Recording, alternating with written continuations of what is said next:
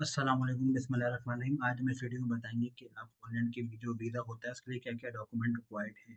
ये काफ़ी लोग मेरे पास कमेंट डालते हैं, मैसेज आते हैं कि पोलैंड के बारे में बताएं क्या क्या डॉक्यूमेंट रिक्वायर्ड है। आज हम इनकी वेबसाइट पे जाकर देखते हैं, बेसी की वेबसाइट पे क्या क्या डॉक्यूमेंट रिक्वायर्ड है। सिंपल आपको ब्राउज़र पर जाना है।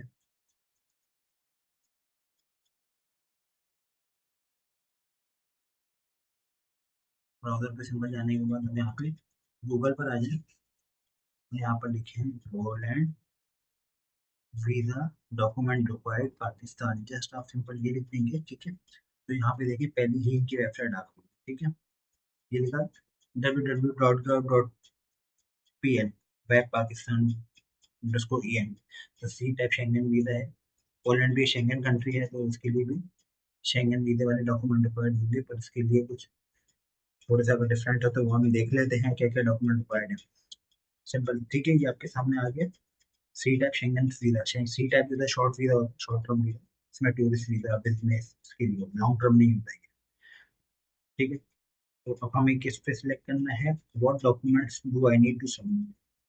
ठीक है, सबसे पहले वीजा एप्लीकेशन फॉर्म फिल करना है आपको ऑनलाइन, ठीक है। साइन होना चाहिए, प्रिंट साइन होना चाहिए, फोटो होना चाहिए इनकी, ठीक है। और आपकी जो है 6 महीने पुरानी नहीं होनी चाहिए, क्लियरली शो होना चाहिए, आपके पास ट्रैवल इंश्योरेंस होना चाहिए 3000 की, ठीक है। ये इसके अंदर क्या दिया है, जनरल दी हुई है, पर हमें इसके किसके लिए चाहिए, हमें टूरिस्ट वीजा के लिए चाहिए। तो हम टूरिस्ट वीजा पे कहाँ पर आएंगे, नीचे आएंगे, आ रहे हैं यहाँ पर टूरिस्ट पर्पस। तो सबसे पहले यहाँ पे आपको ऑनलाइन फॉर्म फिल करना है, ठीक है, नंबर 1 में। नंबर 2 में आपको रिसेंट पासपोर्ट साइज फोटोग्राफ चाहिए, ठीक है, 6 महीने से पुरानी ना हो, ठीक है। पासपोर्ट चाहिए आपका 2 पेज खाली होने चाहिए उस पर, ठीक है। और अगर आपका पुराना पासपोर्ट है वो भी आप जमा करा दें, ठीक है, साथ में वो भी दे दें, ठीक है। और 3 महीने से पहले पहले की वैलिडिटी होनी चाहिए। Photo copy of national ID की कॉपी चाहिए आपको, ठीक है। अगर आप थर्ड कंट्री के रेजिडेंट है तो आपको रेजिडेंट कार्ड होना चाहिए पाकिस्तान का। और अगर आपका कोई कंट्री का वीजा रिफ्यूज हुआ है तो आपके रिफ्यूजल पेपर है तो वो भी सबमिट करना है, ठीक है। Original copy, original photo copy FRC की चाहिए, FRC की जो होता है नादरा से, वो चाहिए। जो 18 साल से कम उम्र है उनकी परमिशन चाहिए, पर ज़्यादातर लोग 18 साल से ज़्यादा की अप्लाई करते हैं उम्र से, तो उनके लिए एप्लीकेबल नहीं है। ओरिजिनल साइन लेटर होना चाहिए कंपनी से, NOC जिसमें सैलरी होनी चाहिए, नेम होना चाहिए, कंपनी का नाम होना चाहिए, सैलरी होनी चाहिए, position of employment, address, contact address of employer purpose, ठीक है। Duration of visit to the Schengen state, वो बोल रहे हैं कि इसमें आपका सैलरी, नाम, कब से काम कर रहे हैं, एम्प्लॉयर का नाम, और आप क्यों छुट्टी लेना चाह रहे हैं, कितने दिन की छुट्टी लेना चाह रहे हैं, उस पर मंजूर होने चाहिए आपके एम्प्लॉयर से, NOC होनी चाहिए, ठीक है। और जो बच्चे हैं तो वो original sign letter from application school college university sign होना चाहिए, स्टूडेंट है तो उनका, ठीक है। ओरिजिनल बैंक स्टेटमेंट चाहिए लास्ट 6 मंथ का, ठीक है। बैंक स्टेटमेंट साइन और स्टैम्प होना चाहिए ब्रांच मैनेजर के, और लास्ट 3 स्लिप्स, सैलरी स्लिप होनी चाहिए आपकी, ठीक है। अकोमोडेशन प्रूव होना चाहिए पोलैंड के अंदर, चाहे वो होटल हो, एयरबीएनबी हो या रेंटल एग्रीमेंट हो, यहाँ पे आप रहेंगे वहाँ का, ठीक है।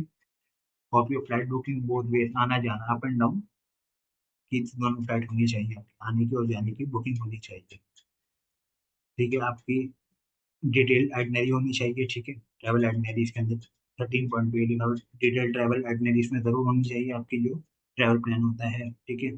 और आपकी ट्रैवल इंश्योरेंस होनी चाहिए जो 30,000 यूरो को कवर रखे, जो 30,000 यूरो को कवर करे, ठीक है। ये होना चाहिए। और एम्बेसी के पास ये राइट्स है कि वो आपके जो एडिशनल डॉक्यूमेंट्स हैं वो आपसे मांग सकती हैं, ठीक है।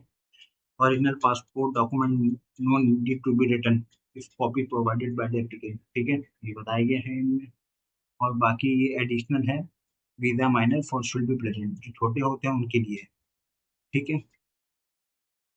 यहाँ पे सपोर्टिंग डॉक्यूमेंट्स के लिए भी दिए गए हैं, सपोर्टिंग डॉक्यूमेंट जो जो चाहिए उसमें हम यहाँ पे एक PDF फाइल उन्होंने दी है, डाउनलोड हो जाएगी, सिंपल उसका आप क्लिक करके आप उसको ओपन करना है। तो यहाँ पे देखें documents to be submitted by all applicant, proof of resident NIC चाहिए, इसमें mean of transport, return ticket, और आपके रहने के लिए होटल चाहिए, hotel booking, financial means FRC, ठीक है, चाहिए। फाइनेंशियल बैंक स्टेटमेंट होने चाहिए, टैक्स रिटर्न होने चाहिए आपके FBR के, NTN बना हुआ हो, और जो अपने टैक्स पे किया उसका एक्नॉलेज स्लिप जो होती है वो होनी चाहिए। ठीक है। अगर एम्प्लॉय है तो सैलरी स्लिप होनी चाहिए लास्ट 3 मंथ की, जो सिंपल पहले बताई गया है। एम्प्लॉयमेंट लेटर होना चाहिए जिससे वो ये कह रहे हैं कि इस ये बंदा कितनी तारीख से काम कर रहा है और हमें इतनी इजाजत देते हैं कि इतने दिन की छुट्टियों के लिए। ठीक है। गवर्नमेंट के लिए अलग है, सिविल सर्वेंट गवर्नमेंट एम्प्लॉय के लिए। ठीक है। FRC होना चाहिए, प्रूफ ऑफ रिलेशनशिप। अगर कोई आपको स्पॉन्सर कर रहा है तो वो FRC होनी चाहिए ताकि इससे नजर आ जाए।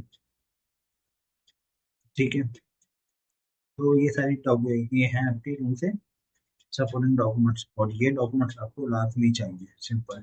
ठीक है। काफी लोग मेरे से पूछ रहे थे कि पोलैंड की वीजा के लिए क्या डॉक्यूमेंट रिक्वायर्ड है। तो ये सारे डॉक्यूमेंट रिक्वायर्ड हैं। तो हम इसकी वीजे की फीस की बात कर लेते हैं। How much is cost? Visa application cost 26,108 rupees, और ये जो फीस है नॉन रिफंडेबल है। ठीक है। नॉन रिटर्नेबल है, आपको वापसी नहीं मिलेगी। अगर आपका वीजा लग गया तब भी नहीं, और आपका अगर रिजेक्ट हो गया तब भी नहीं। ठीक है। वेटिंग टाइम कितना है इनका? वेटिंग टाइम जो है इनका 15 कैलेंडर डेज। ठीक है। 15 कैलेंडर डेज, 43 आपको एक्सटेंड हो सकता है 45 डेज तक। ठीक है। 15 से लेके 45 दिन तक। पर अब ये है कि आप तकरीबन 3 महीने पहले अप्लाई करें अपने ट्रैवल प्लान से। ठीक है। आपको ट्रैवल प्लान बनाना है, आपके हिसाब से अप्लाई करना है। ठीक है। यहाँ पे लिखा हुआ भी है how to collect document. Document कैसे कलेक्ट करेंगे? पर्सनली एप्लीकेंट एप्लीकेंट जाएगा वहाँ पे, ओरिजिनल ID कार्ड देगा और authorization letter, visa receipt. Collection business timing है, बिजनेस डेज 1 बजे से लेके 3 बजे तक। पर बिजनेस होंगे 1 बजे से लेके 3 बजे तक।